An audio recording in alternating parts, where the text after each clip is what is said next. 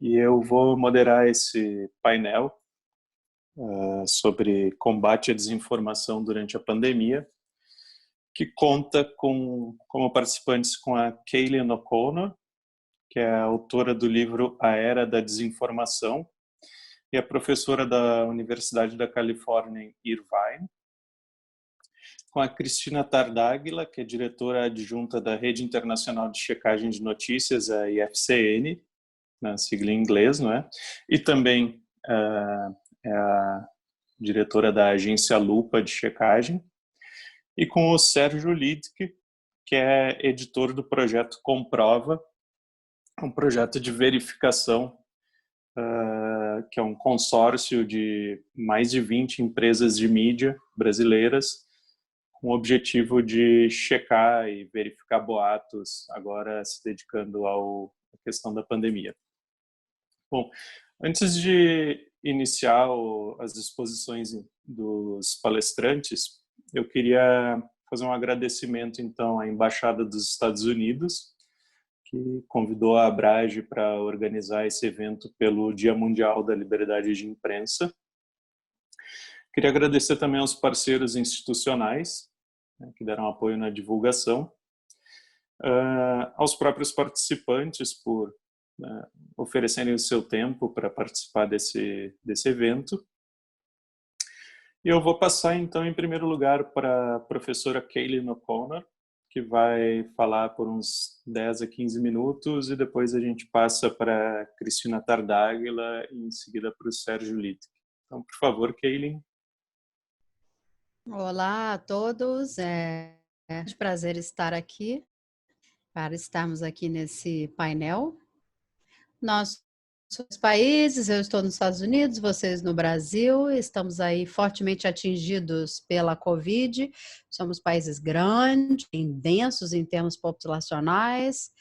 Em ambos os casos nós tivemos uma certa disfunção do ponto de vista da reação do governo à pandemia. Temos desacordos, confusões com relação sobre como funciona a Covid e também o seu grau de a saúde. Gente falando que não é tão sério, outras pessoas falando que é grave. Então, vocês não estão num local muito bom atualmente. Infelizmente, os Estados Unidos também estão num lugar atualmente. Eu acho que a grande questão que nós falamos agora é a questão da desinformação e crenças falsas. Tem muita discussão sobre a desinformação na internet com relação à Covid-19 e o coronavírus. Hoje eu quero falar sobre um problema específico que está relacionado à desinformação, que eu vi muitos jornalistas exacerbando e isso está separado ainda de questões políticas, que tem a ver com outro tipo de desinformação que também surge entre a ciência, o jornalismo e as mídias sociais. Vou começar com um exemplo e vou explorar um pouquinho sobre o que acontece nesse exemplo para que nós possamos aprofundar um pouquinho. No final de janeiro, uma equipe de pesquisadores da Índia postou um documento num Paper Archive, que é um documento público online, documentos que ainda não foram revisados por pares, mas que outros pesquisadores podem ler antes da pesquisa passar totalmente pelo processo de revisão publicado em revistas. O artigo dizia que o novo coronavírus tinha compatibilidade com o HIV, e o documento sugeria que o coronavírus tinha sido feito dentro de um laboratório, como tinha sido feito o HIV. Esse artigo foi muito combatido, muito discutido, dizendo que o estudo era problemático, os eram complicados, que a conclusão realmente não chegava ao que se propunha. E aí as pessoas reagiram rapidamente. E o artigo saiu da rede em 2 dias. Os próprios autores retiraram. Concordaram com a comunidade científica, nós postamos, estávamos errados. Então, ele foi retirado. Mas dali um mês, o documento ainda estava sendo discutido tão amplamente, com tanta frequência nas mídias sociais, que ele teve a maior audiência métrica em qualquer documento científico na comparação de 8 anos atrás, ou seja, em termos de envolvimento de um documento científico, em termos de sua divulgação para a plateia. Ou seja, jogou muita coisa no ventilador, em outras palavras. O que acontece? Nesse caso, não é um caso de desinformação comum, não é um rumor falso, uma boataria, não é. Não é desinformação dizendo, o governo russo, um grupo político. Não é uma conspiração. Na verdade, é uma coisa que sim, teve alguma legitimidade científica que veio da comunidade científica. Não parece a desinformação que nós estamos acostumados, mas ainda pode causar problema. Por quê? Porque leva a enganos, leva as pessoas a acreditarem em coisas que vão determinar seus comportamentos de uma maneira que não é muito eficaz. Então, entrando sobre o que está acontecendo num caso como esse, atualmente, nós temos a situação em que há uma grandíssima quantidade de pressão compartilhar informações científicas acerca da Covid. Todo mundo quer saber a letalidade. Qual é a taxa de mortalidade? Como ataca o corpo humano, ataca o coração, ataca o rim, ataca o pulmão. Medidas protetivas funcionam e não funcionam? Nos Estados Unidos discutiram, usa máscara ou não usa máscara? Que tipo de máscara? Põe, tira, o que faz? Então, nós queremos saber tudo isso. O que isso significa é que tem muita pressão do ponto de vista científico e o cientista tem que responder rápido, mas também tem pressão sobre os jornalistas para encontrar essas respostas e reportá-las, publicá-las. E é claro que até certo grau isso tudo é ótimo, que os cientistas estejam sendo rápidos, atacando o vírus, porque isso é uma emergência mundial, nós precisamos saber. Contudo, ciência rápida nem sempre é ciência boa. E uma coisa que nós vemos é que alguns cientistas que fazem estudos, em geral, são desenvolvidos de uma maneira pior, ou seja, poucos pacientes, sem estudo de controle, amostra ruim e resultados muito rápidos antes de serem revisados por pares, são publicados, como esse grupo na Índia fez, se comunicam com jornalistas antes da informação ter sido validada. Ou seja, nós não estamos com os processos científicos normais, habituais. E o trabalho científico recebe ainda mais pressão. Os jornalistas buscam nas suas fontes, estão tão interessados na Covid, querem. A coisa parece que é um incêndio, o fogo pega rápido. Se você para pensar que esse inicial estava errado naquele estudo, não era bem aquilo, a metodologia boa, o que acontece? Toda aquela informação que já foi espalhada e de repente alguém vê, não, essa informação não era bem correta. O que você faz? Não desvê o que você já viu e já leu. Não tem, muito embora você saiba que haja alguma imprecisão. E isso acaba que cria a própria vida, tem vida própria, em outras palavras. Não sei se vocês conhecem o Jim Atterall, que escreveu o livro junto comigo, da Era da Desinformação. A gente chama essa era de Era Informação Zumbi. Ou seja, deveria morrer, mas ela continua. O que é a informação zumbi? É aquela que não morre mesmo depois de ter se alegado ser falsa. Então, por exemplo, muitas pessoas agora acreditam que a Covid foi sim criada no laboratório utilizando o HIV, muito embora não haja nenhuma evidência de que isso seja verdade. E já que não é aquela desinformação comum, ela parece muito mais convincente, porque é difícil identificar e contrapor. Não estamos buscando uma teoria de conspiração quando um jornalista pode ir lá e dizer, olha só, isso aqui não faz sentido. Não, porque vem de um cientista, uma comunidade científica que começou a liberar essa informação. Então, eu gostaria de convencê-los de que isso realmente é um problema generalizado, acontecendo durante toda a pandemia da Covid-19. Eu vou dar mais alguns exemplos e a partir daí, quem sabe, nós podemos discutir quais sejam as coisas que os jornalistas podem fazer para resolver a questão.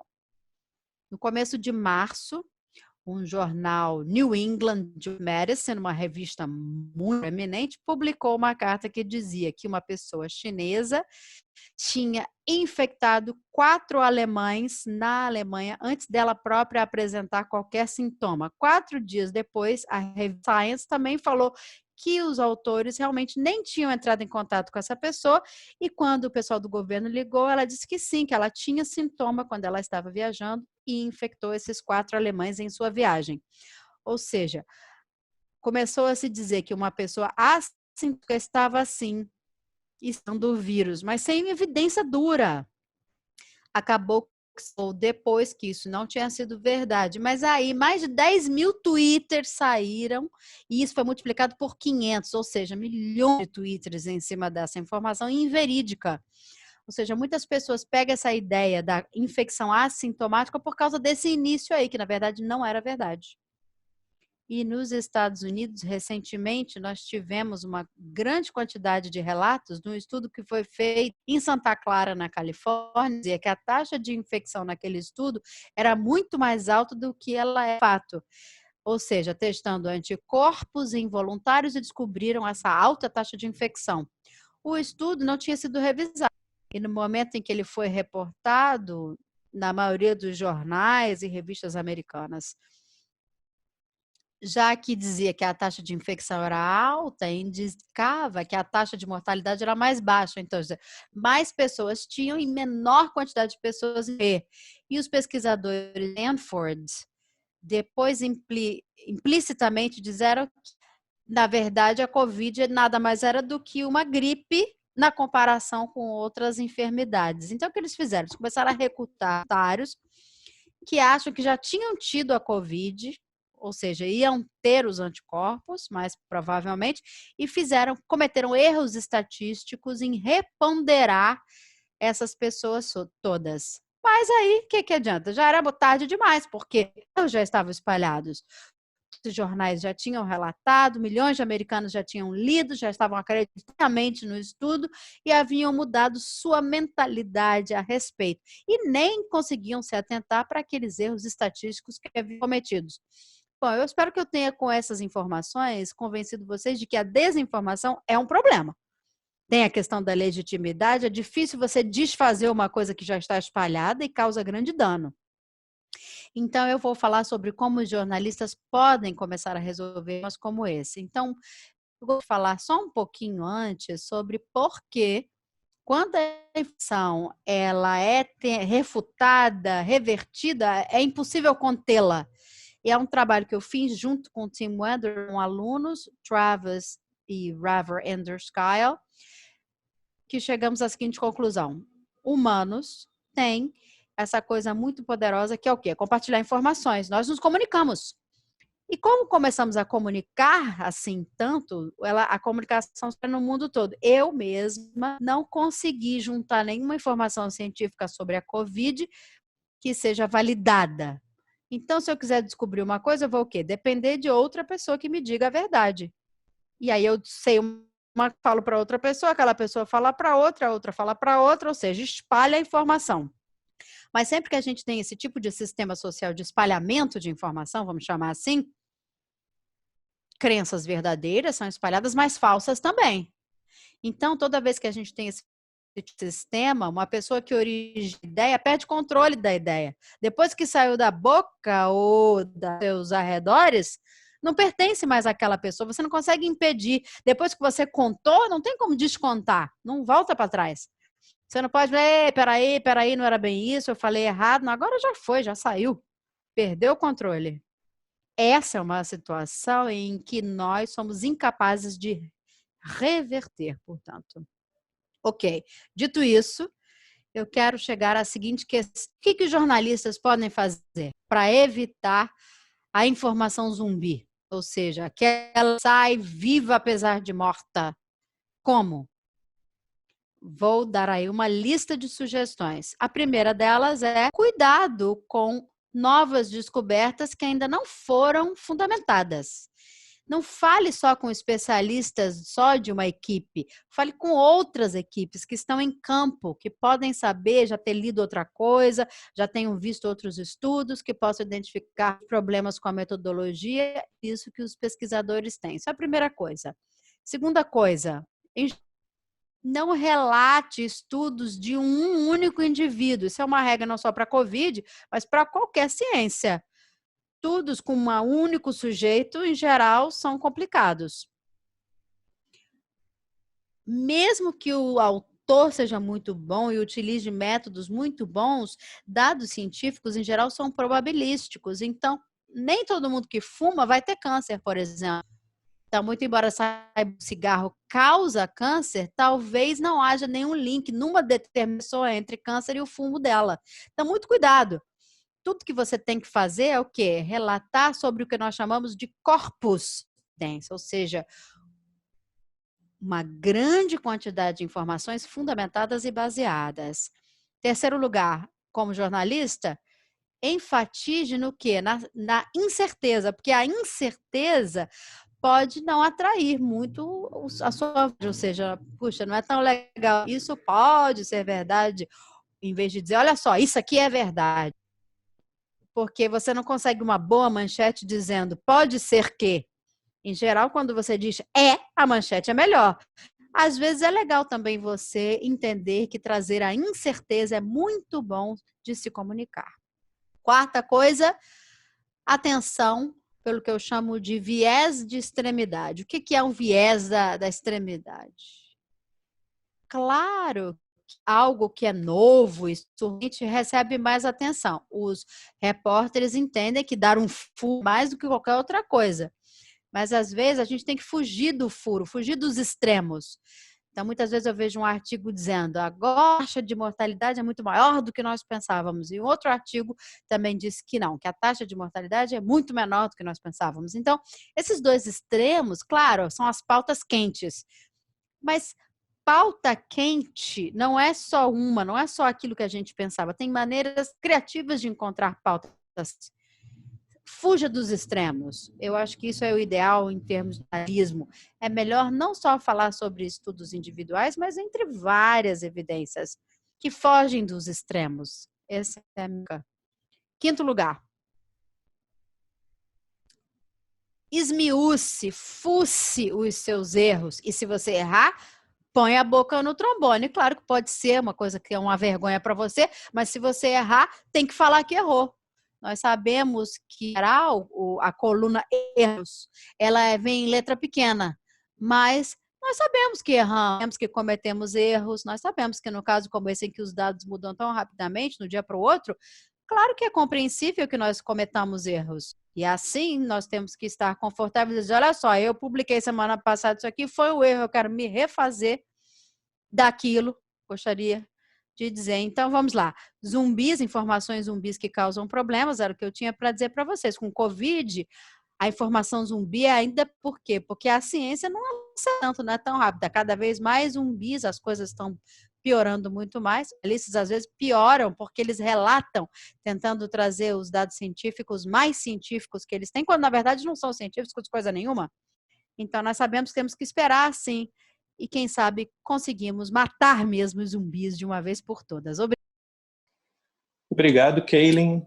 Então, agora eu vou passar a palavra para Cristina Tardáguila, da Lupa e da International Fact Checking Network. Por favor, Cris. Obrigada, Marcelo. Espero que estejam todos bem, saudáveis, com seus familiares também bens. Queria agradecer a Brage, queria agradecer a Embaixada. É um prazer enorme estar com a Kaylin, com o Sérgio, o Marcelo e os demais aqui presentes no canal. Mandar um abraço para o meu querido Brasil. Eu estou falando aqui de St. Petersburg, na Flórida. E eu sou diretora da International Fact Checking Network e falo nessa condição hoje aqui. Queria dizer que eu tomei várias anotações sobre o que a Kaylin falou. É impressionante como ela está repleta de razão e há uma conexão enorme nas nossas falas. Eu queria começar dizendo que o maior risco que o Covid representa hoje em dia é a falta de informação que leva à desinformação, né? Se a gente parar para pensar um momento, a gente convive com o coronavírus por, no máximo, 5 meses, um pouquinho mais, né? A primeira morte aconteceu no dia 31 de dezembro. Então, absolutamente tudo que o planeta sabe sobre o coronavírus, e desculpa que às vezes eu falo Covid, mas eu sei que no Brasil virou a Covid, curiosamente. A Covid, tudo que a gente sabe sobre a Covid tem 5 meses de vida. São bases de dados mutantes, areia movediça para qualquer jornalista. Acho interessantíssima a posição que a Kaylin traz de como nós jornalistas e sobretudo nós checadores estamos tateando, pisando em ovos, porque nós também não temos informação de qualidade e nós nos arriscamos todos os dias ao pretender passar informação de qualidade para os nossos leitores e nossa audiência. Bom, queria contar o que os fact-checkers do planeta estão fazendo. Eu imagino que a Abrage já deu espaço para eu falar sobre a Aliança Coronavírus Facts, mas acho que talvez a nossa audiência não tenha tido a oportunidade de navegar na plataforma. E eu queria contar para vocês que desde o dia 24 de janeiro, quando a Covid tinha matado, vejam só, 17 pessoas no mundo, os fact-checkers já estavam preocupados com a desinformação sobre o coronavírus. Eu, aqui em Tampa, recebi telefonema dos fact-checkers da Ásia, preocupados com esse vírus estranho que já tinha matado, como eu disse, 17 pessoas, que já gerava desinformação, pelo menos em Hong Kong e Taiwan, e eles tinham curiosidade para saber se a mesma coisa estava acontecendo em outras partes do planeta. A FCN é uma rede de checadores, de fact-checkers, e hoje reúne mais de 80 plataformas de checagem no planeta, em mais de 40 países, e a gente se conecta por um Google Groups e por um canal de Slack. E eu imediatamente mandei uma pergunta para toda a rede, perguntando se alguém mais estava vendo boataria em torno desse novo vírus, que nem tinha nome. E foi muito impressionante a reação de mais de 30 membros da FCN dizendo: tô vendo, tô vendo, tô vendo. E nós decidimos que, a partir daquele instante, a gente passaria a colaborar pela primeira vez, usando uma técnica que a gente está muito acostumado a fazer, essa colaboração, em momentos de reuniões políticas, como G20, Assembleia Geral da ONU, Cúpula do Clima, que cada um checa o seu representante no evento e a gente troca checagens. Então, passamos a cada um checar a desinformação circulante sobre a Covid em seu território e a inserir isso numa base de dados comum que constitui nada mais, nada menos do que um belo e simples Google Sheet, né? uma tabela de Google. Isso foi crescendo, crescendo, e queria dizer para vocês que hoje em dia são 88 organizações que contribuem para essa tabela, e a gente já ultrapassou um total de 5.500 notícias falsas identificadas em 74 países e que há conteúdo em 43 línguas. E com isso eu quero dizer que a desinformação, ela não há a menor dúvida de que ela não enfrenta absolutamente nenhuma barreira. Ou seja, não existe barreira nem geográfica, nem política, nem geopolítica, não existe de raça, não existe de língua e não existe de formato. E também não existe de plataforma. Ou seja, analisando esses 5 meses de desinformação sobre a Covid no mundo, eu venho produzindo relatórios semanais, com base no que vem acontecendo no planeta, baseado nesse input que os fact-checkers estão fazendo. E queria contar para vocês o que eu venho falando em algumas entrevistas, mas eu acho muito importante contar para vocês que, primeiro, dizer que o Brasil não está sozinho nessa onda. Eu acho que isso é bastante evidente, como eu já falei, mas eu queria esmiuçar um pouquinho do que tem de desinformação, o que a gente está vendo no planeta. Porque eu acho que as medidas a serem tomadas, a gente precisa entender um pouquinho do problema para estudar as medidas. Na primeira onda de desinformação que a gente detectou, e claro, a desinformação surge e caminha o planeta junto com o vírus, né? Então, a primeira onda de desinformação que aparece é, obviamente, relacionada à origem do vírus. De onde ele vem. Então, a gente tem muito pouca informação sobre isso, como eu falei, a Kaylin falou também, a gente não sabe direito como é que o vírus surge. Então, onde não tem informação de qualidade, surge desinformação. E aí vem a culpa da sopa de morcego, a culpa é do Bill Gates, a culpa é do laboratório da China, não, a culpa é do laboratório americano, não, a culpa é do laboratório russo. Né? Então, isso vira um poço de desinformação.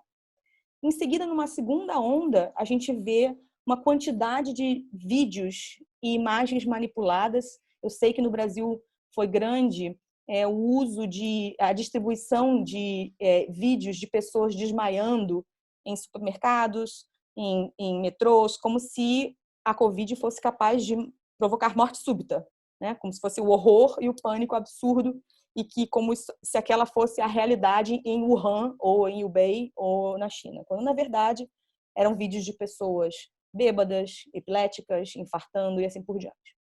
Num terceiro momento de desinformação, e eu gostaria de muito que a gente jogasse luz essa terceira onda de desinformação, que eu acho que é a única que os fact-checkers que estão efetivamente perdendo a batalha, e eu como checadora me dói reconhecer isso, é a briga contra as notícias falsas relacionadas a falsas curas e falsos métodos de prevenção.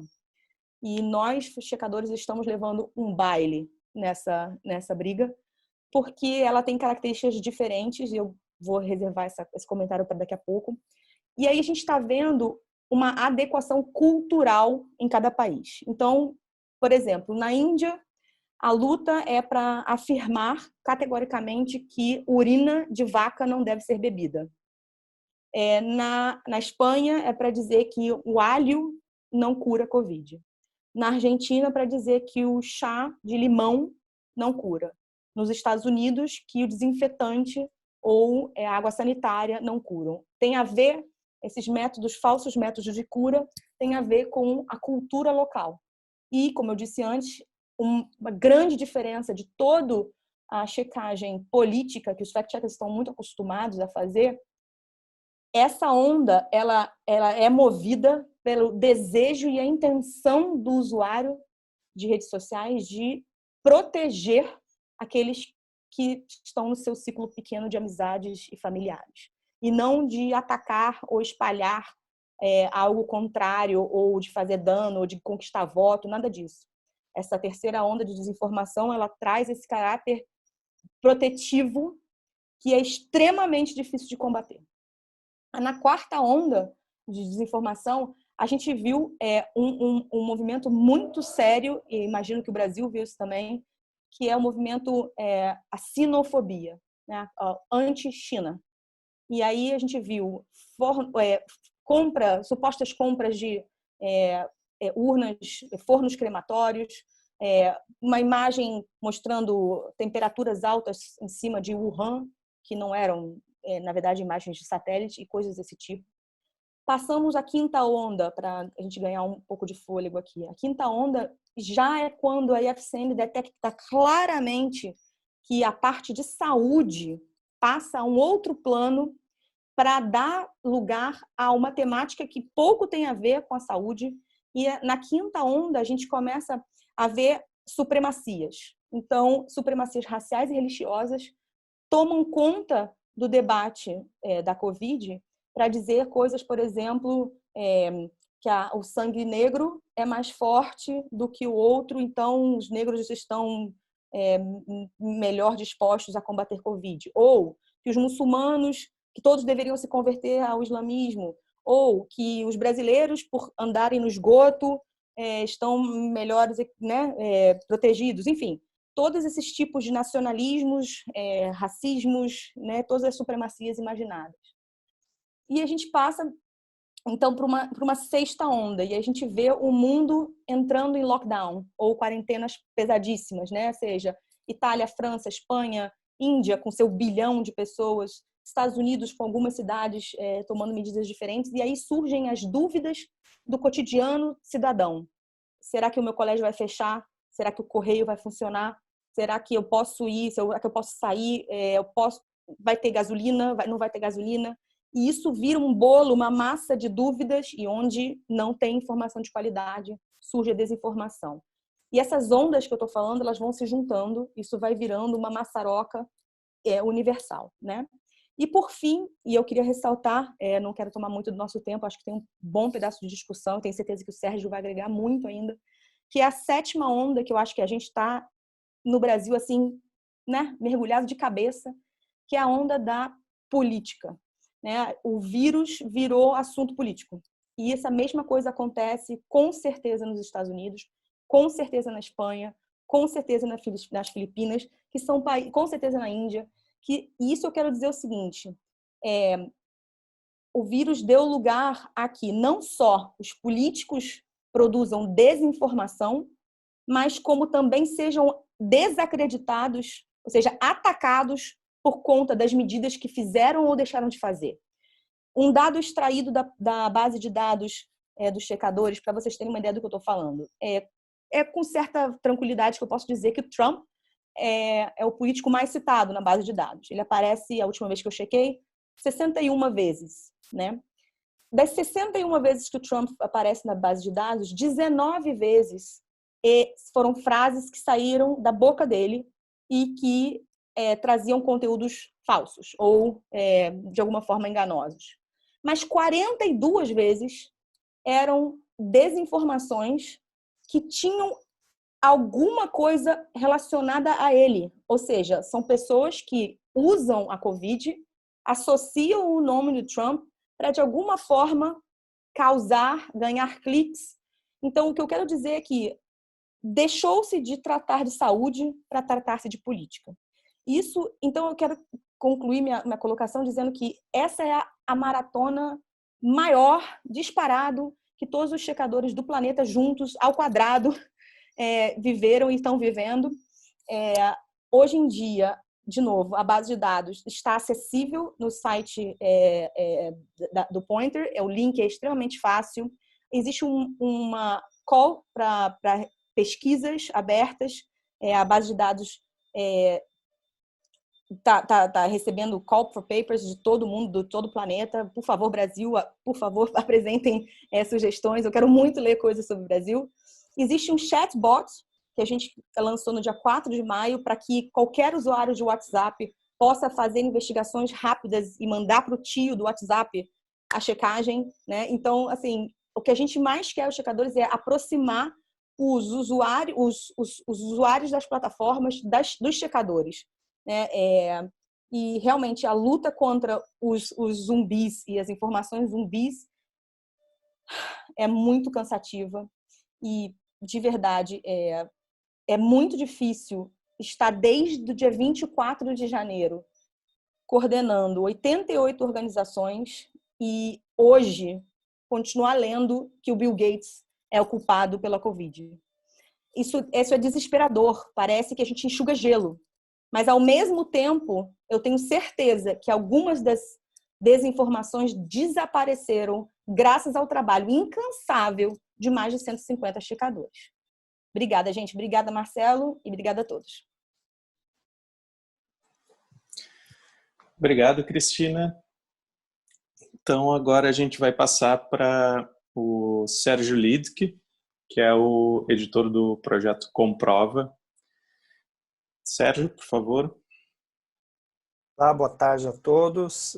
Quero dizer que é um prazer estar aqui participando desse seminário. Kaylin, ótimo te conhecer. Quando eu recebi esse convite, estava começando a ler teu livro, estou adorando. Infelizmente não consegui terminar ainda porque o ritmo de checagem está bastante forte.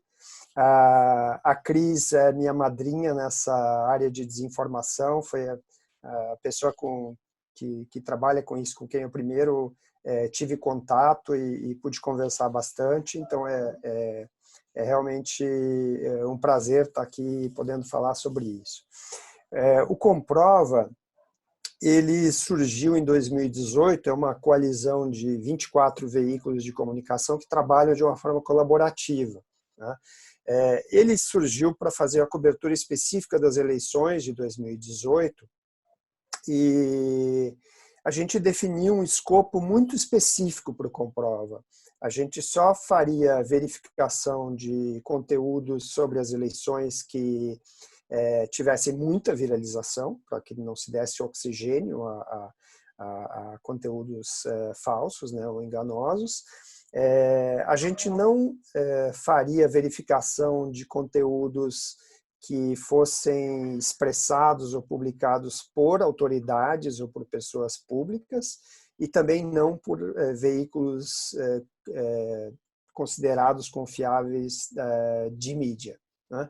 Então esse nosso escopo, ele é um escopo bastante reduzido, uma área que naquela época era um pouco difícil ainda de trabalhar, porque a gente não tinha tanta informação sobre ela.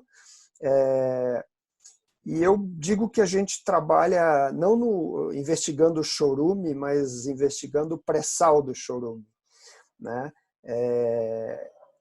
Esse é o escopo do Comprova. A gente acabou voltando no ano passado para fazer investigação sobre políticas públicas que envolvessem o governo federal, trabalhamos por 5 meses. E como é uma iniciativa sazonal, a gente estava planejado para voltar a trabalhar nesse ano para ajudar na cobertura de política de eleições municipais. A gente vai, em tese, teremos eleições em 5.700 municípios no Brasil este ano e a gente gostaria de dar uma contribuição também com a aplicação de metodologias, essas coisas todas. No começo de março, quando a gente ainda não falava tanto no Brasil, ou pelo menos no cenário brasileiro, sobre coronavírus e sobre o termo Covid-19 nem era um termo tão utilizado aqui, se falava no novo coronavírus e tal. A gente começou a conversar para ver se o Comprova não deveria voltar um pouco antes, né, do prazo que a gente gostaria de começar, para tratar exclusivamente, eu chamei isso de um expediente especial para olhar para coronavírus. No começo de março, nós estamos falando aí de 2 meses, isso era um não assunto nas redes sociais do Brasil. Coisas que envolvessem diretamente o Brasil. Não se falava quase. A gente tinha já alguns boatos sobre isso circulando. Muitos faziam pontes com outros países, então todos eles tinham ou um pé na Itália ou um pé na China, de alguma forma. E isso foi ganhando outros contornos ao longo do tempo. A gente voltou a trabalhar colaborativamente no dia 25 de março. Então, faz 40 dias isso. Naquela primeira reunião, a gente falou, acho que a gente vai fazer umas 3 verificações por semana, mais ou menos. Essa é a perspectiva que a gente tinha. E não, a gente já fez 50 de lá para cá. Quando eu falo 50, se eu comparo com os números que a Cris traz, parece ser um número muito pequeno, irrisório, né? Mas se a gente considerar que a metodologia que o Comprova utiliza é uma metodologia mais demorada, e eu vou falar um pouco sobre isso agora, a gente vai ver que é um número incrível de verificações. Todas elas se originaram de conteúdos suspeitos que a gente encontrou nas redes sociais, dentro desse escopo, e com milhares e milhares de interações, algumas com 500 mil interações em 24 horas, para vocês terem uma ideia. Isso começou a crescer a partir do momento em que a política e a polarização foi assumindo discursos e assumindo narrativas, né? Então, hoje, essas ondas que a Cris falou, elas vão se adequando conforme o pensamento político das pessoas. Então, acho que o grande exemplo disso é a cloroquina. A cloroquina virou um remédio de direita, a esquerda demoniza a cloroquina. Eu acho terrível a gente falar disso, porque a cloroquina serve, ela é útil para vários tratamentos e talvez a gente esteja sendo muito preconceituoso em relação a tudo isso. A polarização ela é uma encrenca para a gente, porque o Comprova sempre teve dificuldade, eu acho que qualquer iniciativa de checagem, qualquer agência de checagem sempre teve muita dificuldade para lidar com saúde, né? A gente, no Comprova, sempre disse que nós só publicaríamos coisas que fossem conclusivas e a gente não queria, de maneira nenhuma, cometer nenhum erro. Até hoje, acho que não cometemos nenhum erro desde 2018, porque o nosso processo é um processo que tem sempre 2, 3 jornalistas de redações diferentes trabalhando e outros 3 que são pares que fazem a revisão dessa verificação. Então é um processo muito mais lento, é um processo que demanda várias checagens e o nosso objetivo foi sempre não cometer erros. Só que a gente está lidando com saúde e saúde não é uma coisa assim tão conclusiva. Às vezes um tratamento que funciona para uma pessoa não funciona para outra, né? A gente vê sempre falsidades, boatos sobre saúde, mas são coisas às vezes muito mais fáceis de fazer verificação, como um chá de uma determinada folha de uma árvore que vai curar o câncer ou coisas desse gênero, né? Agora a gente está lidando com uma coisa mais difícil, no momento de extrema incerteza, né? a incerteza sobre todas essas coisas. Muitos boatos se apegam muitas vezes para causar algum tipo de dano ou para se aliar a um discurso político, mas também muitas vezes pela esperança que as pessoas têm em descobrir uma cura, porque elas estão ansiosas em relação a isso, então elas acabam compartilhando e dando tração para esse tipo de informação, e muitas vezes por alguma razão econômica também, né? Que faz com que as pessoas se tornem mais ansiosas em relação a isso. Isso tudo no ambiente em que o jornalismo, no Brasil especificamente, vive de falta de confiança, né? A gente tem lidado com um ambiente em que o jornalismo tem baixa confiabilidade, e o jornalismo vem sendo atacado politicamente, diariamente, por autoridades da República, por pessoas que são grandes influenciadores nas redes e que tornam tudo isso muito mais difícil. A gente tem um ambiente mais difícil. Então, esses desafios eles foram postos para o Comprova. Eles estão postos para o jornalismo como um todo, mas especificamente em função das nossas limitações e das nossas características. E como a gente resolveu tratar essa série de problemas que estão conjugados aí, que se colocaram para o nosso trabalho? Uma delas é buscando mais transparência. Então, a gente procurou sempre, isso é uma coisa que eu acho que as agências de checagem são exemplares nisso e são um exemplo para o jornalismo como um todo, o fato de tratarem as coisas de uma forma muito mais transparente, né? E eu acho que absorveu isso bem das agências de checagem e tenta trazer isso para o nosso dia a dia. E como é que a gente trata a transparência?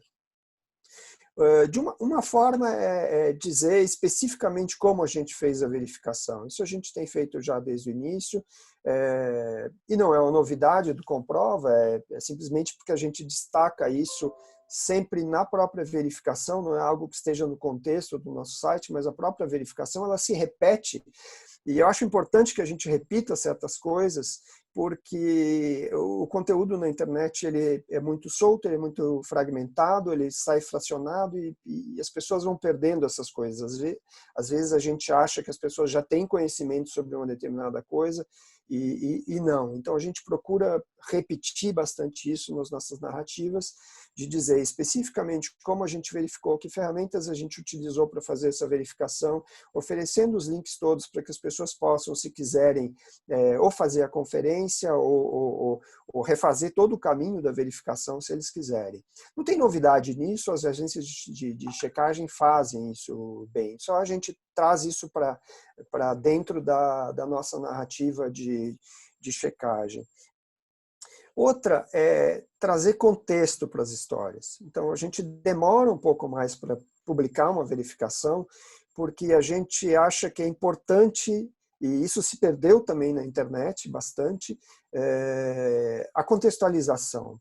Por que essas coisas estão sendo discutidas? Por que esse assunto, de repente, virou um assunto? Por que as pessoas podem estar fazendo algum tipo de falseamento dessas informações? Quem são os públicos de interesse? Quem tem interesse em que uma informação desse tipo prospere, qual é a linha de tempo disso? Então a gente tenta tratar um pouco com essas coisas de contexto.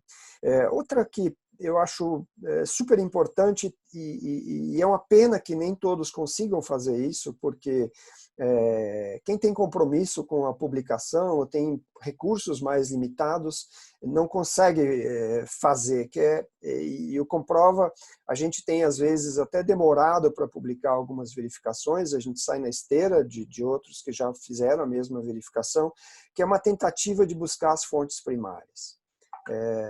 Poder contar a história de um determinado conteúdo falso desde o seu início é muito importante para a gente. Porque a gente muitas vezes consegue que essas pessoas que publicaram façam algum tipo de de publicação de errata, ou às vezes até deletem, mas não é esse tanto o objetivo da gente, porque quando a gente chega nessas pessoas, esse conteúdo já se dispersou, e isso vem bem ao encontro do que a Kaylin falou sobre o que é contado não se desconta mais, né? Mas a possibilidade de se contar como essa história surgiu e qual era o intuito, qual era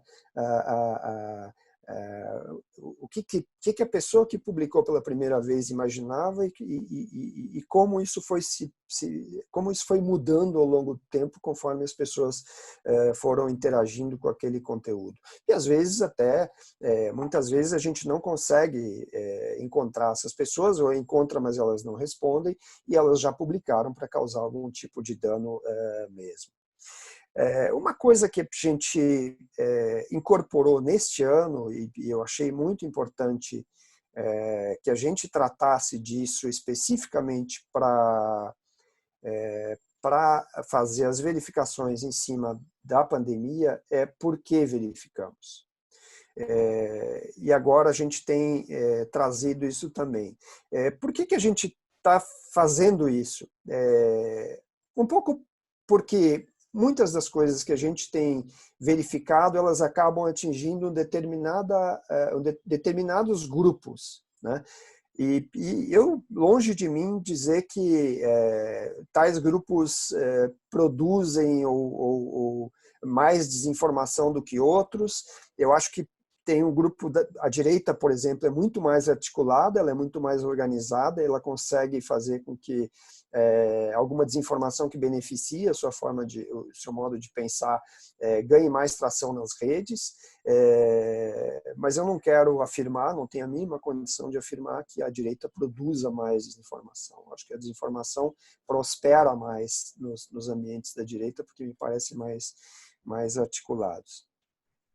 Mas o Porquê Investigamos, ele é uma forma da gente se conectar com os leitores, ou pelo menos essa é a nossa pretensão, né? O que a gente percebe é que a maior parte, ou quase a totalidade do conteúdo falso, enganoso que é produzido, ele se conecta com as pessoas a partir de algumas partes de verdade. A verossimilhança é muito importante para a desinformação, para quem produz desinformação. Conseguir criar relatos, criar narrativas que sejam verossímeis, que se conectem com crenças que as pessoas têm ou com coisas que as pessoas queiram acreditar, é muito importante. Então, a gente começou a tratar isso. Por que a gente está investigando? E aí é uma parte da nossa narrativa que nos permite fazer algumas análises e elencar essas análises para dizer que, olha, foi isso que nos motivou. Quer dizer, a gente não está sendo conclusivo para dizer que tal coisa acontece por uma determinada razão, mas a gente diz que a gente entendeu que talvez aquilo pudesse ser uma razão. Não é uma forma de driblar, mas é uma forma de deixar claro para as pessoas que o que nos levou a desconfiar de um determinado conteúdo que está prosperando nas redes, está tendo bastante viralização, seja uma determinada coisa, e que aquilo, em se mostrando falso, pode causar um determinado tipo de dano para as pessoas que acreditarem naquilo e que levarem. Isso ainda é um teste, é uma forma como a gente está tentando fazer essa conexão, mas eu acho que essa conexão ela é uma conexão necessária, ela é absolutamente necessária para que a gente consiga ultrapassar uma barreira que é a barreira cognitiva das pessoas que aceitam mais facilmente aquilo que de alguma forma confirma ou reafirma aquilo que elas já pensam, e a gente procura uma brecha para tentar se conectar a essas pessoas. Uma das coisas que me parecem que são importantes e que a gente tem utilizado muito no Comprova e que ajudam, de certa forma, a ajudam na composição do que a gente vai dizer nessa parte é a leitura de comentários, né? Os comentários eles são muito importantes porque mostram um pouco como as pessoas estão recebendo aquilo, qual é a reação que elas têm para isso. E ao olhar os comentários, acho que uma boa notícia que eu tenho, pelo menos do que eu tenho percebido, é que o trabalho de checagem ele é um trabalho que está sendo muito melhor recebido agora do que foi em 2018. Né? Eu vejo algumas reações nos comentários a publicações feitas que já destroem, que às vezes já trazem até, se não os links de alguma checagem que já foi feito, inclusive links que desmentem diretamente nos comentários aquelas publicações. Então, eu acho que pouco a pouco é um trabalho de formiguinha, não é só enxugar gelo, ele já foi enxugar gelo, eu acho, mas eu acho que a gente agora começa a ver que a gente tem aliados no público, pessoas que nos ajudam no trabalho não de convencimento, mas de chamar a atenção das pessoas para um problema que é um problema sério, que não é um problema só do jornalismo, é um problema da sociedade como um todo. Obrigado.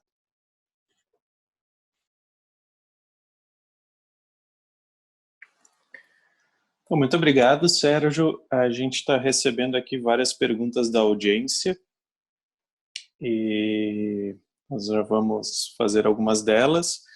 Mas eu gostaria de começar com uma questão para Kaylin, que é a seguinte. No livro The Disinformation Age, que você e seu coautor explicam como pode ser difícil introduzir novas informações nos círculos acadêmicos. E contam histórias como a do Dr. Semmelweis, né, que descobriu o quanto era útil lavar as mãos para evitar a contaminação com germes, né, mas que teve que lutar contra o consenso científico equivocado da época, né, e acabou arruinando a própria vida nessa luta contra o consenso científico. Nós temos uma tendência como sociedade a glorificar as pessoas que lutam contra tudo e contra todos para divulgar suas ideias, né? Mas no Brasil, pelo menos agora durante a pandemia, nós temos tido muitos casos de médicos e economistas e outras pessoas que propõem ideias que são contrárias ao consenso das autoridades sanitárias, né? E elas são tratadas muitas vezes como heróis nas redes sociais, né? O médico lá de não sei onde que descobriu uma cura milagrosa para a Covid, ou descobriu que o vírus, né, não é tudo isso, que a quarentena não adianta nada e por aí vai. Então, minha pergunta é como os jornalistas, né, e a sociedade em geral podem lidar com esse tipo de personagem da melhor maneira, né? Sim, eu acredito que essa pergunta é exatamente a resposta de por que fazer ciência é tão difícil. E tão difícil dizer o que é verdade em ciência. O comportamento na superfície é muito parecido. Às vezes, o Samuel Weiss, o médico, falando para os médicos, olha, tem que lavar a mão, mas ninguém nunca tinha lavado a mão, eles acham que a coisa é estranha. E hoje ele é um herói. Por quê? Porque ele tinha razão, estava certo. Em outros casos, tivemos médicos dizendo uma cura ainda não comprovada, adviria de X e Y, e nós não chamamos eles de heróis, porque quando eles erram, eles não têm o conhecimento, lhes fundamentar. Então, como que o jornalista sabe a diferença entre esses dois casos? Como saber? Você pode ou não saber, e muito provavelmente você não é um especialista no assunto em si, na prática médica, poder dizer.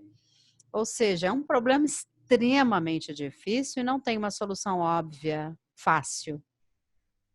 Eu diria que a grande maioria das vezes, quando alguém está lá falando e discutindo contra o consenso científico, em geral a pessoa está errada.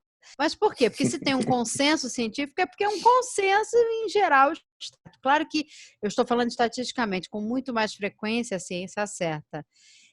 É claro que você tem que ouvir também evidência. O Samuel Weiss estava certo, por quê? Porque ele estava usando evidência também. Ele não falava só da cabeça dele.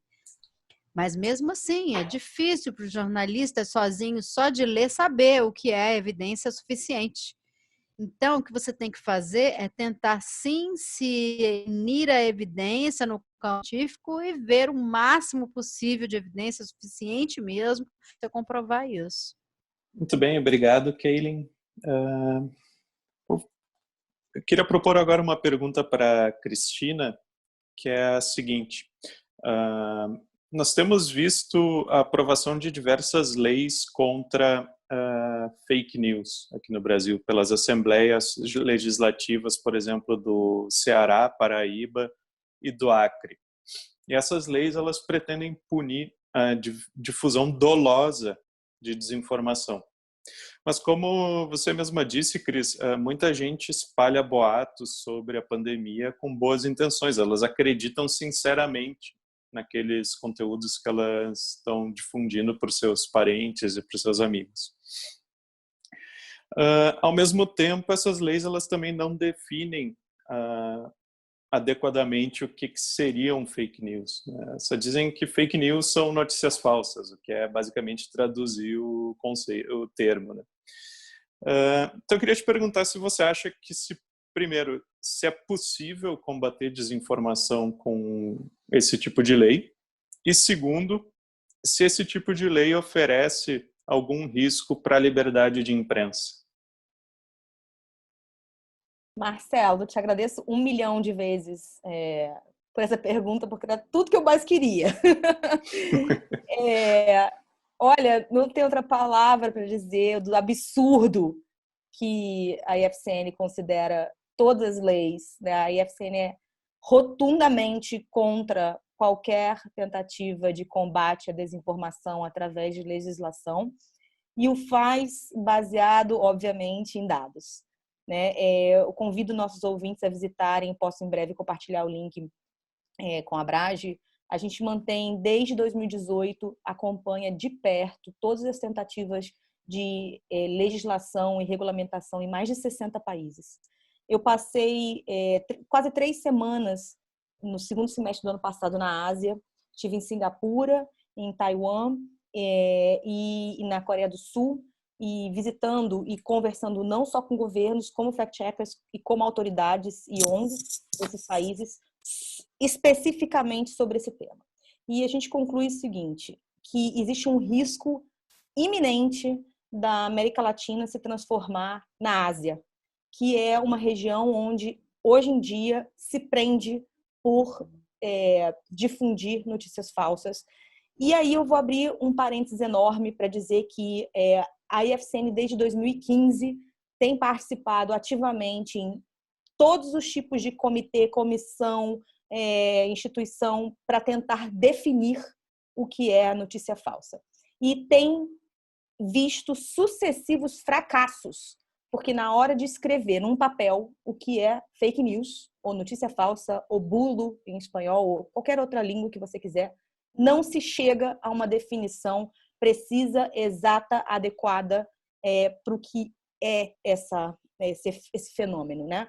As definições ou ficam curtas demais e deixam de fora, por exemplo, uma foto que é legenda, uma foto verdadeira com a legenda velha, ou ficam grandes demais e acabam matando a arte, matando a piada e assim por diante, né? Então, depois de ter acompanhado sucessivas tentativas em diversos ambientes, na Europa, nos Estados Unidos, na Ásia, de definir e de fracassar na definição de notícias falsas e na inexistência desse conceito, a IFCN se posiciona de forma contrária a qualquer regulamentação. Se não existe uma definição boa em nenhuma parte do planeta para esse conceito, logo não pode haver uma lei para algo que está indefinido.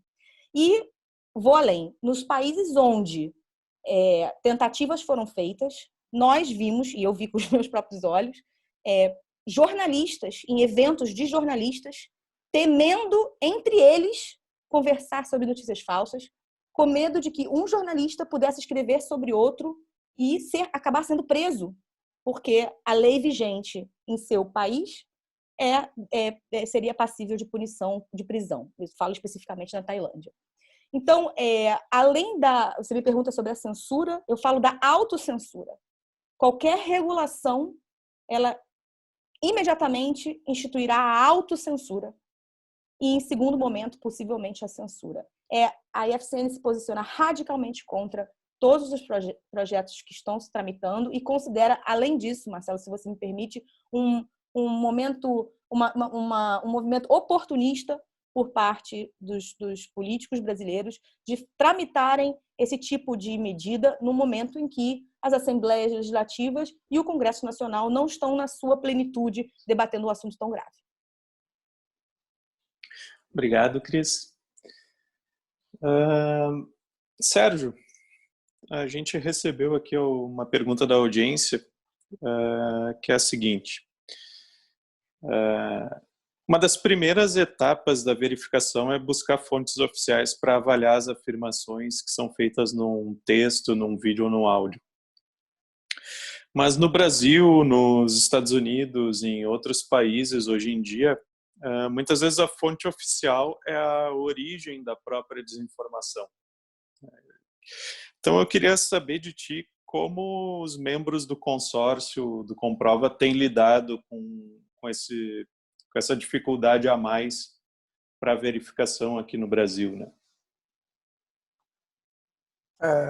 A gente não se defronta tanto com essa questão, porque aquilo que teve origem em alguma autoridade fica fora do escopo do Comprova, né? Com isso, muita coisa fica fora do escopo do Comprova, porque há muita autoridade publicando muita informação equivocada, enganosa ou falsa até. Hoje o que a gente tenta fazer é buscar uma variedade de fontes que possam confirmar algo. Então, nós nunca... Eu não quero dizer que a gente tenha a fonte oficial como primeira fonte, ela é uma fonte, porque ela é uma fonte importante que se ouça, mas a checagem, por exemplo, precisa seguir por outros caminhos, né? Vou dar um exemplo. Vários veículos de comunicação, quando surge qualquer boato sobre urnas eletrônicas, vão ouvir o TSE e, às vezes, a opinião do TSE dizendo que não há nenhum problema com urnas eletrônicas no Brasil é a única versão de uma reportagem sobre isso, né? É um desmentido, é algo declaratório, absolutamente declaratório. A gente tenta buscar outras fontes que possam ou corroborar ou negar essa informação, e se a gente não consegue ser conclusivo, a gente não publica. Uhum. Bom, tem uma questão aqui que acho que a gente pode colocar para todos, que é a seguinte: quais são os primeiros passos para se tornar um verificador de informação? O que alguém que gostaria de se tornar um checador deveria estudar, ou quais habilidades deveria desenvolver? Então, acho que poderia começar, de repente, Sérgio, respondendo essa, e depois a gente passa para a Cris e para a Kaylin. Eu acho que várias coisas. Primeiro, curiosidade, né? Curiosidade, que é uma coisa que move todo jornalista, que eu gosto de uma frase que eu já nem lembro mais de quem que é, que o bom jornalista, ele confia sempre e desconfia sempre.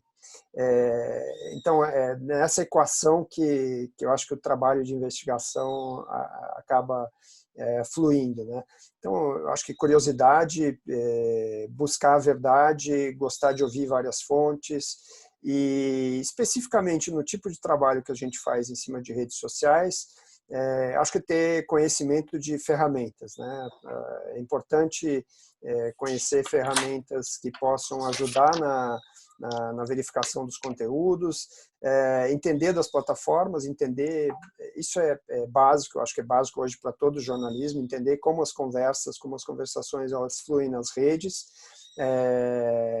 conhecer muito plataformas e ferramentas. Eu acho que começando por aí, e não é só um começo, já é uma parte considerável do trabalho, eu acho que as pessoas conseguem se aproximar desse trabalho. O bom disso é que a pessoa não precisa ser jornalista, ela pode fazer isso por sua própria conta e pode ser o verificador do grupo da família, e é uma atividade muito interessante, ela é inebriante, eu diria. Obrigado, Cris. Marcelo, eu acho que o número 1 é duvidar de tudo, né?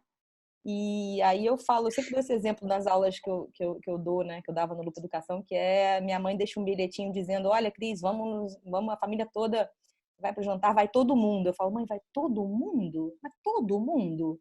Né? Você começa a ficar a checadora de absolutamente tudo, né? Vira um hábito, assim, né? A orelha treinada. Acho que tem uma questão ali, acho que o Cacá Berardo fez uma colocação bem importante aqui nos comentários que eu estou lendo. Eu acho urgente, gente, a gente ter fact-checking em colégio, e fact-checking em universidade. E como o Sérgio falou, isso não é uma coisa de jornalista, isso é uma coisa de cidadão digital. Né? Aprender a fazer um Google Image Reverse, né? Não é algo que nem eu, nem Sérgio, nem Kaylin a gente tem que fazer profissionalmente. É uma coisa que minha filha de 11 anos, que está ali no iPad, na sala, tem que saber fazer. Porque eu, Sérgio e Kaylin, a gente tem que mergulhar em tabela de Excel, entendeu? Assim, checagem simples, precisa ser igual a escova-dente, né? Todo mundo tem que saber fazer, eu imagino. Assim, não existe mais um mundo em que as pessoas não sabem checar. E isso tem que entrar nos currículos escolares. E inclusive, eu conecto esse raciocínio, Marcelo, com a minha resposta anterior. A única saída para a desinformação, do ponto de vista da FCN, para lei, obviamente, eu acho que fui enfática para dizer que não é regulamentação, nem leis, é educação. Gente, não dá mais para ter pessoas que não sabem o que é o Google Image Reverse, ou o Bing, ou o TinEye, ou todas as ferramentas que usam igualzinho o mesmo sistema de fazer upload de uma imagem e ver quais se as imagens são de hoje, são antigas, foram manipuladas. Você não precisa ser jornalista nem fact-checker para isso. Mas respondendo objetivamente sua questão, desde 2017, a Lupa oferece um currículo de treinamento em fact-checking, já treinou mais de 5.000 pessoas, já tentamos diálogo com toda a Secretaria de Educação do Brasil, já tentou conversar com o Ministério da Educação de vários governos. Assim, essa é uma pauta que seria muito mais bela de ser batalhada nas assembleias legislativas e congressos do que uma pauta de legislação anti-fake news. Obrigado. Kaylin, então, do ponto de vista da ciência, quais seriam as habilidades que as pessoas que querem se informar melhor sobre a pandemia ou verificar um boato que elas receberam deveriam desenvolver? Sim, eu gostaria de dizer, quando nós estamos falando sobre os fatos científicos, pode ser realmente muito difícil fazer a verificação. Não é tão simples quando você está verificando se um político disse isso ou disse aquilo. Fica mais fácil verificar essa questão se o político não, mas sobre a ciência, existem muitas incertezas que fazem parte da natureza da informação científica. É difícil, às vezes, você buscar evidência em outro local. Então, às vezes, não é o caminho comum que você vai utilizar para verificar seus dados quando nós falamos de ciência. É importante você entender onde você quer chegar. Se existe incerteza, então coloque incerteza em algum lugar específico ali no meio do seu caminho. Às vezes, você vai precisar falar com vários especialistas, não só com um. com vários cientistas para que eles discutam com você. E como eu falei, não confie num estudo de uma única pessoa. Toda a comunidade precisa dar lastro para aquela pesquisa, para você poder ter o seu melhor entendimento da ciência. Obrigado. Agora, passando para uma próxima questão que foi colocada pela audiência e que eu também queria colocar para vocês três. Acho que a Kaylin, que já está com a palavra, pode começar respondendo, né? A pergunta é: quais mudanças nas plataformas de redes sociais vocês considerariam adequadas para reduzir a difusão da desinformação? Eu sei que o trabalho da Kaylin e do James Wetherell, ele envolve a simulação, né, de como a informação se espalha dentro de comunidades. Então, eu perguntaria até especificamente que recomendações vocês fariam para as plataformas de redes sociais, mas também para a mídia de uma maneira geral, para que se possa filtrar a desinformação de uma maneira mais eficiente antes mesmo de ela ser espalhada. Então, a maneira que nós pensamos a realização de mudanças, elas devem acontecer em vários níveis, em várias camadas. Então, precisamos de governamentais, de legislação que seja contra notícias falsas, as plataformas em si é outra camada, os pesquisadores também é outra camada e também as pessoas, os indivíduos. Nós recomendamos todas essas camadas de respostas contra fake news. Sabemos que é uma gigantesca e que muda muito. Então, sempre que a desinformação de ontem, amanhã já é outra desinformação, porque as pessoas ficam tentando enganar a gente, ficam criando novas técnicas para disseminar. Então, temos que ver que regulamentações vão conseguir bloquear ou diminuir a quantidade de desinformação nas mídias sociais. Ou seja, bloquear a pessoa, mudar o acesso dela, sei lá, o que seja. Você tem que pensar sobre como desincentivar a criação de fake news. As próprias plataformas precisam desenvolvendo algoritmos que vão, então, buscar quem? Os bots, os sock puppets, que são todos esses robôs interativos que vão criando essa disseminação. Então, cada vez mais pessoas precisam entender que esse tipo de desinformação pode ser rastreada, e eu acho que, fazendo uma analogia, seria com, não sei, limpando o lixo ou seja, as folhas, daí a pouco caem outras folhas. Então, é isso. É um trabalho que não acaba, não se encerra. E como a Cris falava, no nível individual, o que nós precisamos? Educação. A pessoa precisa entender como que a desinformação funciona, o malefício que ela traz, como identificar, como nós podemos, como pessoas individuais, identificar como que eu me protejo de não compartilhar isso, como que eu faço. Também uma outra coisa, a pesquisa, falamos do ponto de vista da comunicação, que as pessoas estão dizendo quais são as tendências da desinformação, o que é deepfake, o que está acontecendo? Como que nós estamos nos comunicando com as plataformas, com os governos, com as pessoas? Para a pessoa ficar esperta e ver, já sabe, isso aqui tem cara de fake news.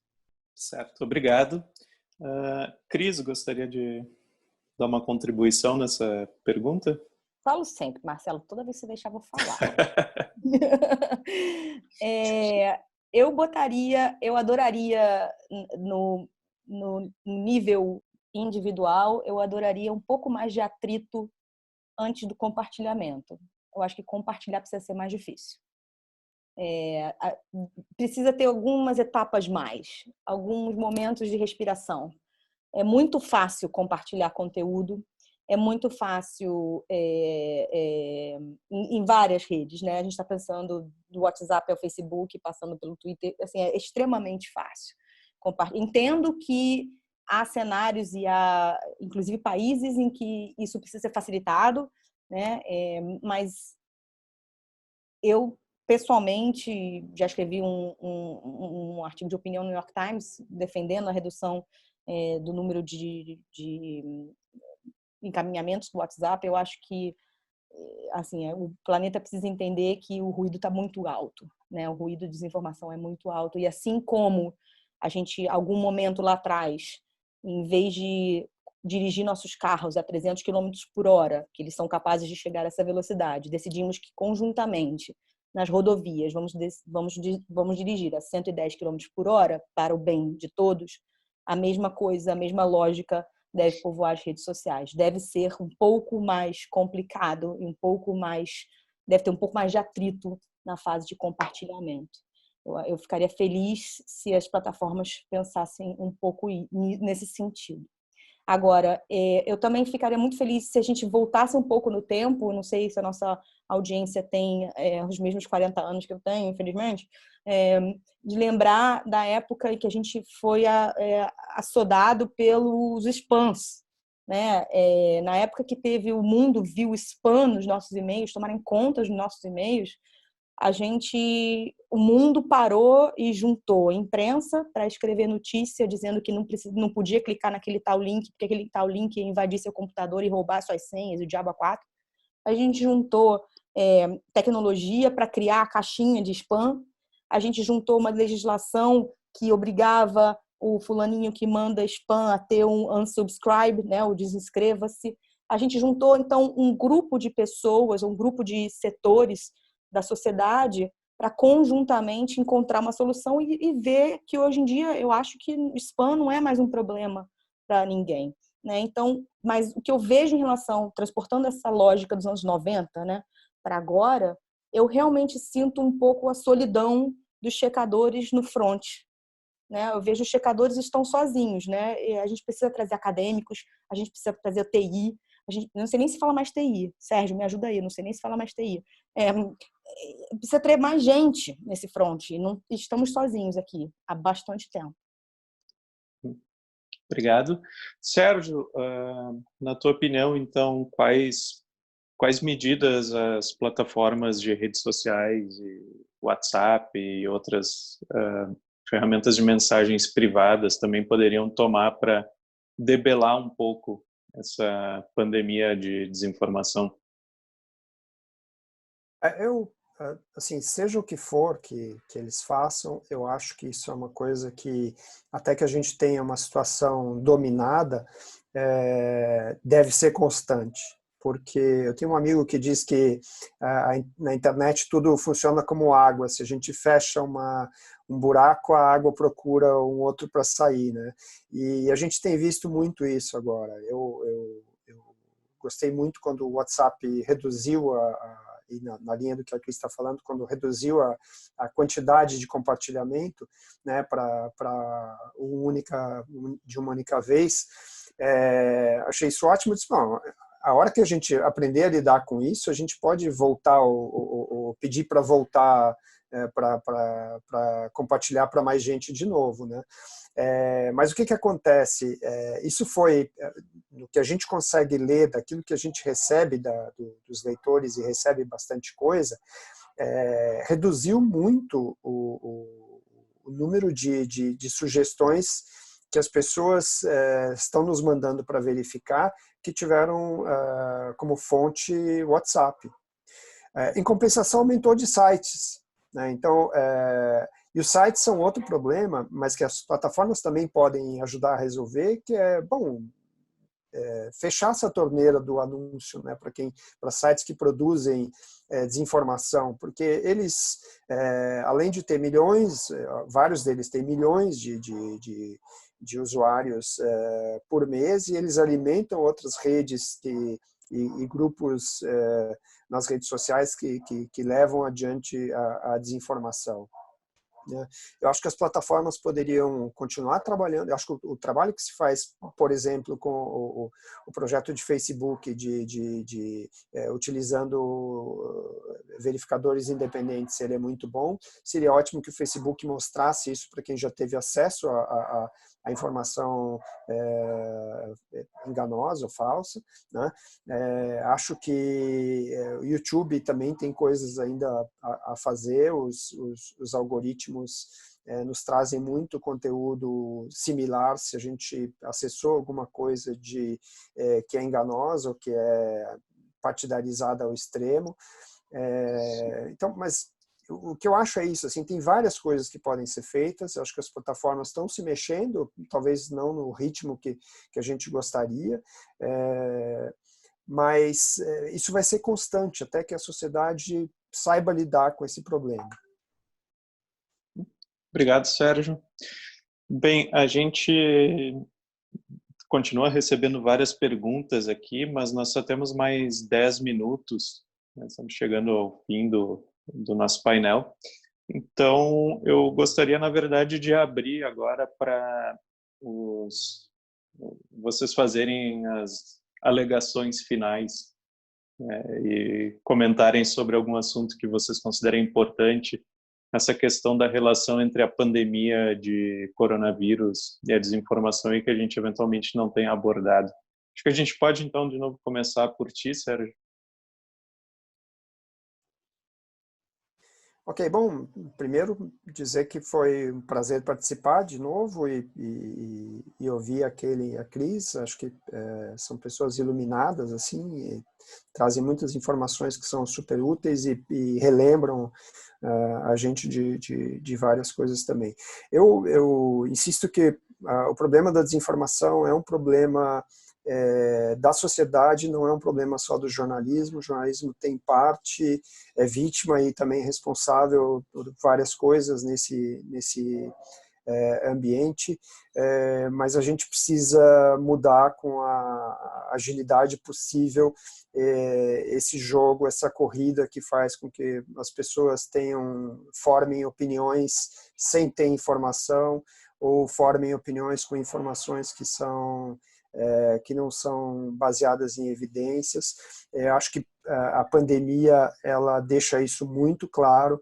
Se a gente, num ambiente que nós lidávamos somente com questões políticas, a gente não percebia tão fortemente o dano que a desinformação pode causar, eu acredito que agora a gente tem exemplos de sobra durante a pandemia para mostrar como é importante ter um ambiente de informação saudável.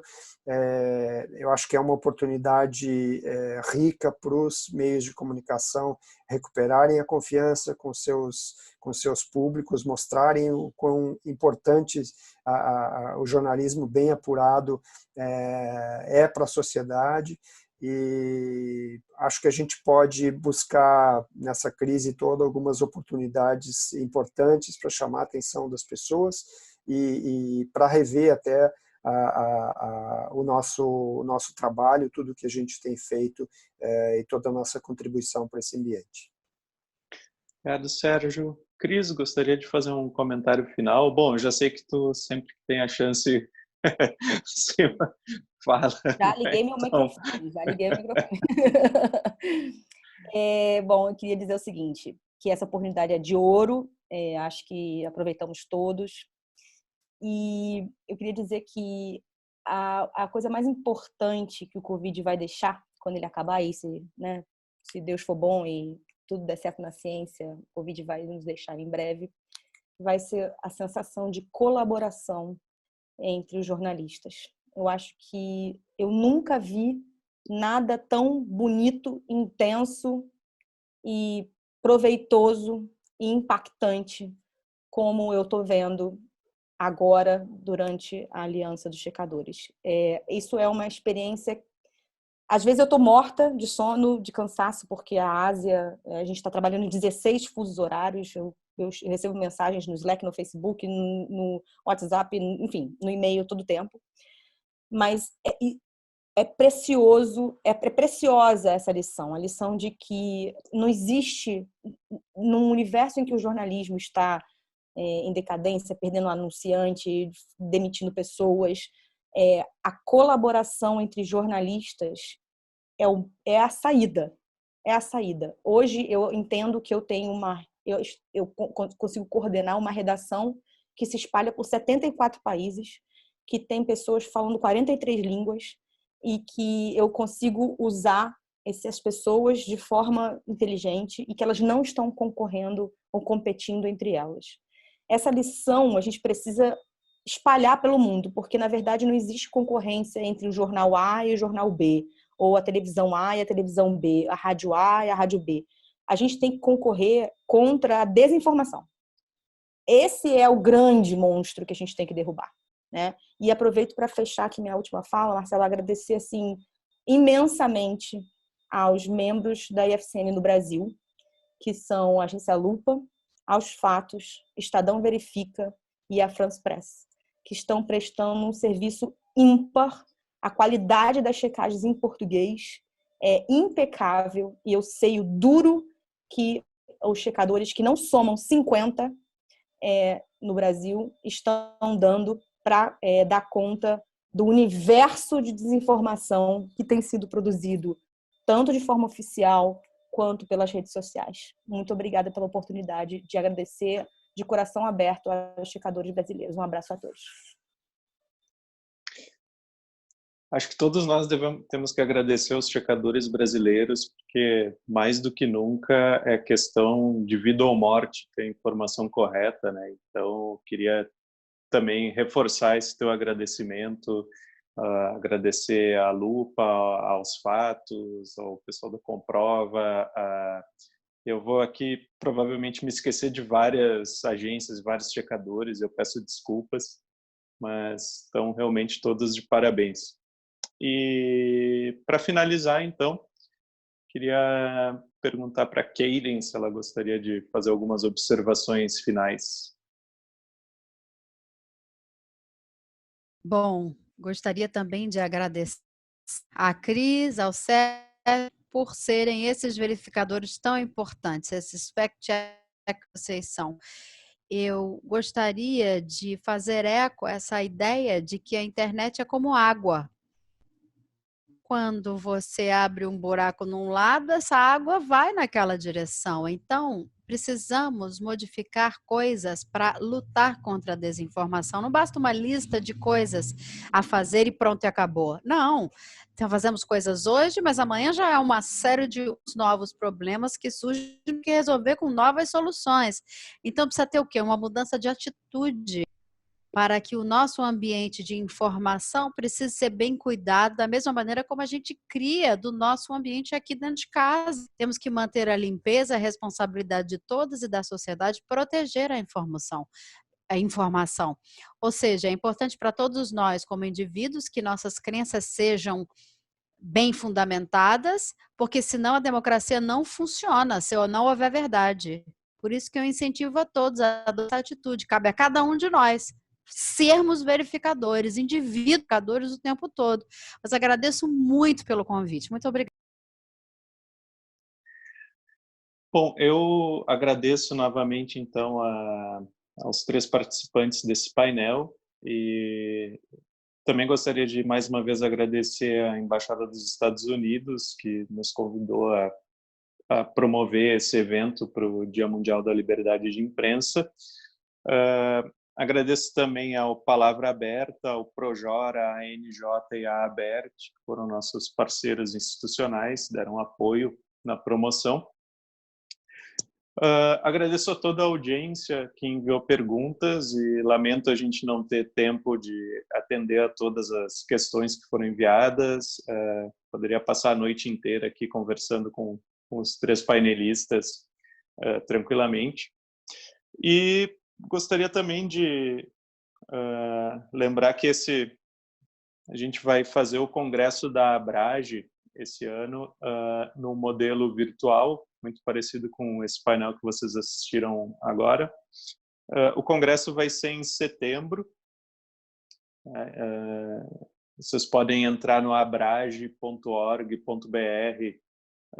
em breve para verificar as datas e as inscrições. Então, estão todos convidados a participar do congresso da Abrage daqui a alguns meses. Muito obrigado e boa sorte para todos. Obrigada a todos. Abraço.